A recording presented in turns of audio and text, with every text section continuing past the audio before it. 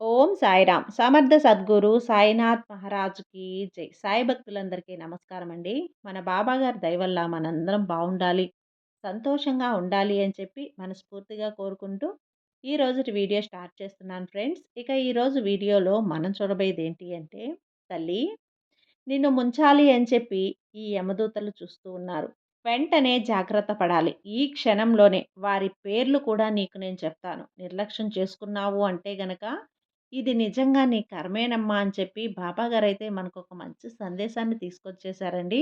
ఆ సందేశం ఏంటి? ఆ సందేశం రూపంలో బాబాగారు మనతో ఏం చెప్పబోతున్నారు అనేది తెలుసుకునే ముందుగా వీడియో గనక మీకు నచ్చినట్లయితే లైక్ చేసి సబ్స్క్రైబ్ చేయండి ఫ్రెండ్స్. ఇక వీడియోలోకి వెళ్ళబోయే ముందుగా ఒక్కసారి మనకు తెలిసిన గురువుగారండి. షిరిడీ సాయిబాబా ఆశీస్సులతో జ్యోతిష్యం చెప్తున్నారు. గురూజీ సుబ్రహ్మణ్యం రాజు గారు. నెంబర్ 1 వశీకరణ స్పెషలిస్ట్. వీరి మొబైల్ నెంబర్ 9908224144. ఎలాంటి ప్రాబ్లం ఉన్నా సరే కేవలం ఫోన్ ద్వారా పూజలు చేసి పరిష్కరించేస్తారు. నేరుగా వెళ్ళాల్సిన పని లేదు. పర్సనల్గా మీట్ అవ్వాల్సిన అవసరం కూడా లేదు. ఉన్న చోటనే కదలకుండా మూడో కంటికి తెలియకుండా మీ మొండి సమస్యలను సైతం మీరు పరిష్కరించుకోవచ్చు. ప్రేమ, పెళ్లి, ఉద్యోగం, రాజకీయం, విదేశీ ప్రయాణం, ధనం నిలకడగా లేకపోవటం, భార్యాభర్తల మధ్య గొడవలు, ఆస్తి తగాదాలు, అప్పుల బాధలు, స్త్రీలు పురుషులు ఎటువంటి గుప్త సమస్యలున్నా సరే నెంబర్ 1 వశీకరణ స్పెషలిస్ట్.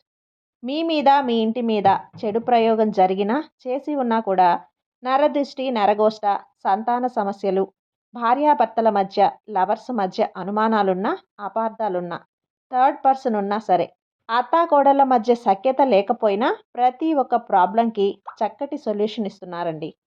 మీ వివరాలన్నీ కూడా సేఫ్ అండ్ సెక్యూర్గా ఉంచుతారు.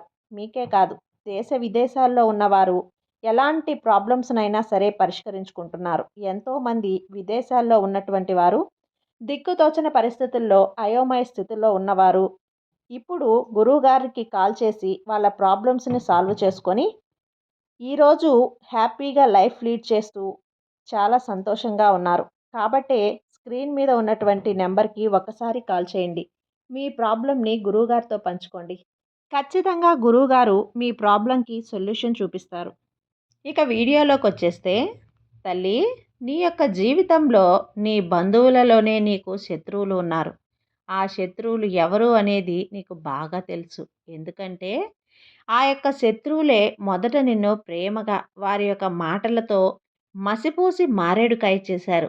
ఒక రకంగా చెప్పాలి అంటే వారి యొక్క అధీనంలోకి నిన్ను తీసుకొచ్చుకోవాలి అని చెప్పి ఎన్నో రకాల ప్రయత్నాలు చేశారు. ముఖ్యంగా మాయ చేసి మభ్యపెట్టి వారి యొక్క పనులన్నిటినీ కూడా నీ చేత గడిపించుకునే ప్రయత్నం చేశారు.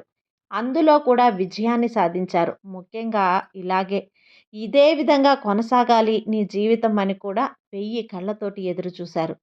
కానీ గత కొన్ని సంవత్సరాల నుండి నీలో వచ్చిన మార్పు అనేది వారికి గిట్టక నీ మీద అనేక రకాలుగా చెడు ప్రయోగాలు అనేవి చేస్తూ ఉన్నారు.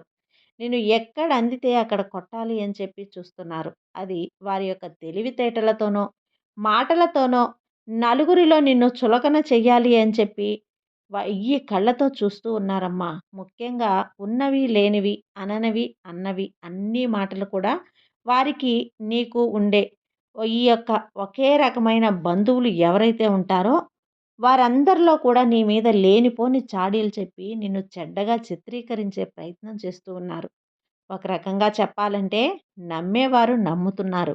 నమ్మని వారు వీరి బుద్ధులు ఇవేలే అని చెప్పి తెలుసుకుంటున్నారు.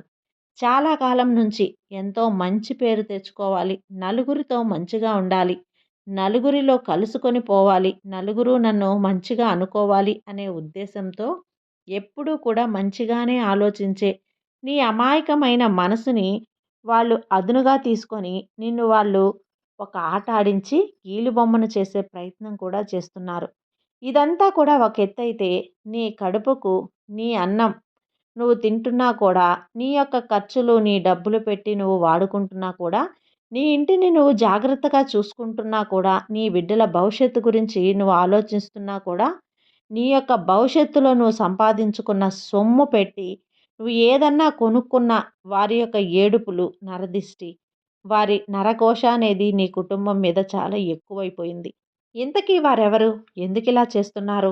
దీనివల్ల వారికి కలిగే లాభమేంటి అని చెప్పి నువ్వు నన్ను ప్రశ్నిస్తే ఒకటే సమాధానం చెప్తాను. కేవలం నిన్ను చూడలేని తనం మాత్రమే. ఎందుకు చూడలేకపోతున్నారు అన్న విషయానికొస్తే, ఒక మనిషిని డైరెక్ట్‌గా ఎదుర్కొనే శక్తి లేనప్పుడు, ఒక మనిషితో నీతిగా మాట్లాడే ఓపిక లేనప్పుడు, ఒక మనిషి న్యాయమైన దారిలో వెళ్తున్నప్పుడు అడ్డగించే అన్యాయం ఏదైతే ఉంటుందో, అలా వారి దృష్టి కూడా అవినీతి పరులైన అచ్చ అంటే ఒక రకమైన నీచమైన బుద్ధి. ఆ బుద్ధనేది నిన్ను ఎదిరించలేకపోతుంది. దానికి కారణంగానే నీ పతనాన్ని ఎప్పటికప్పుడు కూడా నీ వెనక నుంచి కోరుకుంటూ ఉన్నారు.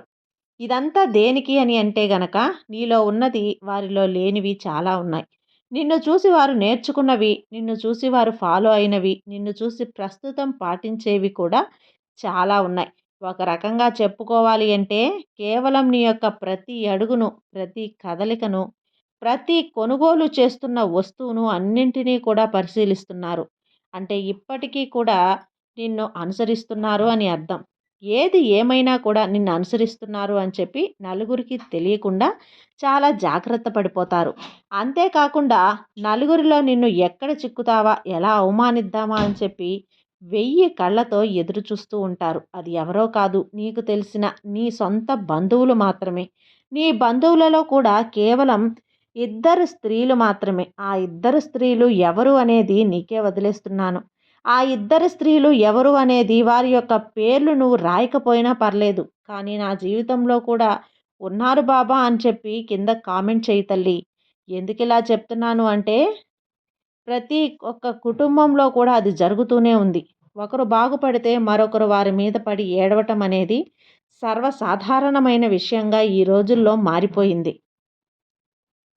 అంతేకాకుండా ఎవరైతే ఎక్కువ కష్టపడతారో వారి యొక్క ప్రతిఫలాన్ని వారు దక్కించుకుంటున్నా కూడా, వారు నీతిగా, న్యాయంగా, ధర్మంగా నిలబడి సంపాదించుకుంటున్నా కూడా లేనిపోని నిందలు వారి మీద వేసి వారి యొక్క కుటుంబాన్ని నలుగురిలో కూడా చులకన చేసే ప్రయత్నం కూడా చేస్తూ ఉంటారు.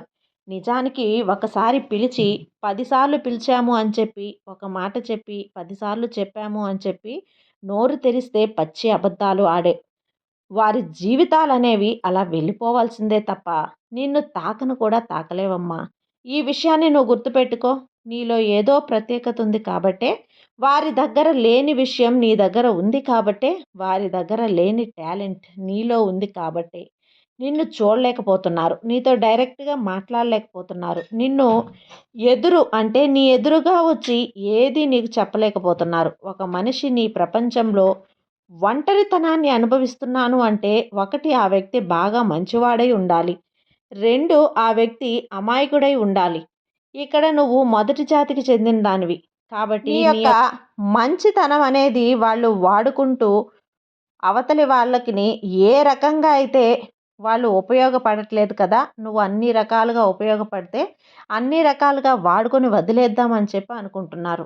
కానీ నువ్వు ఎక్కడ కూడా దొరకకుండా, చిక్కకుండా తెలివిగా తప్పించుకునే ప్రయత్నం చేస్తూ ఉన్నావు కాబట్టే, ఈ కక్ష సాధింపు చర్యలు, ఈ యొక్క చాటుమాటు మాటలు, ఈ యొక్క గొడవలకి చెవులు పెట్టుకొని వినడాలు ఇవన్నీ కూడా జరుగుతూ ఉన్నాయి. బిడ్డ ఒక్కటే చెప్తాను గుర్తుంచుకో.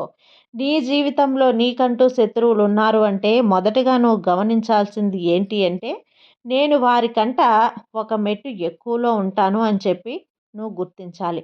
అక్కడే నీ యొక్క మొదటి విజయం అనేది మొదలవుతుంది. ఇక రెండవది, వారు ఏదైనా అనుకోని, ఏమైనా చెప్పుకొని 10 మందిలో డప్పు కొట్టి మరీ చాటింపు వేసి చెప్పుకొని, ఇక్కడ చుట్టుపక్కల ఉండే జనాలు ఎవ్వరు కూడా గుడ్డివాళ్ళు కారు. చెవిటి వాళ్ళు అసలే కారు. కళ్ళు లేకుండా కళ్ళు మూసుకొని కళ్ళల్లో నడిపేవారు కాదు. ఎవరి బుద్ధులు వాళ్ళవి. ఎవరి బుద్ధులు ఎటువంటివి, ఎవరు ఎటువంటి వారు, ఎవరి యొక్క మనస్తత్వం ఎటువంటిది అని చెప్పి నలుగురికి తెలుసు. ఇక్కడ తెలియని విషయం ఏంటి అంటే, ఎవరి ముందు వారు మాటలు మాట్లాడతారు. నువ్వు వెళ్ళి వారి మీద చెప్తే నీ వైపు సపోర్ట్ చేసి మాట్లాడతారు కూడా. వారు వెళ్ళి నీ మీద చెప్తే వారి వైపు సపోర్ట్ చేసి మాట్లాడతారు. ఈ ప్రపంచమే అలా ఉంది. అటువంటి వారు ఏదో అనుకుంటున్నారేమో అని చెప్పి వారి గురించి నువ్వు ఆలోచించడం అవివేకమవుతుంది.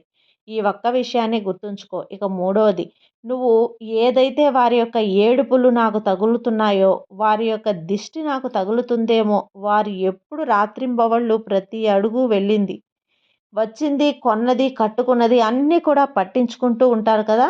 నా మీద వారి ఏడుపులు తగ్గుతాయేమో అని చెప్పి భయపడుతున్నాను. ఒకటి చెప్తాను విను.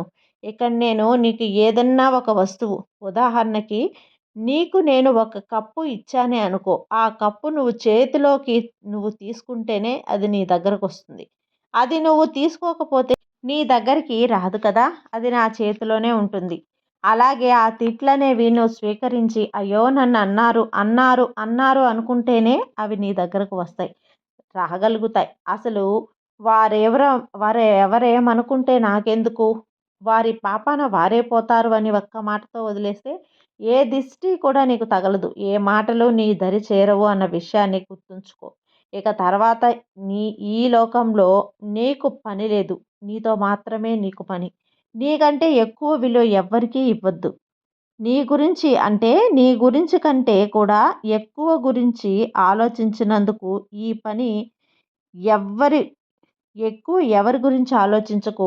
ఏ పని నువ్వు చేసుకునే దానికంటే, నీ పని నువ్వు చేసుకునే దానికంటే వేరే వేరే యొక్క పనుల్లో ఎవరు సలహాలు ఇవ్వటం మానుకో. ఎవ్వరికీ కూడా ఇవ్వటం మానుకో.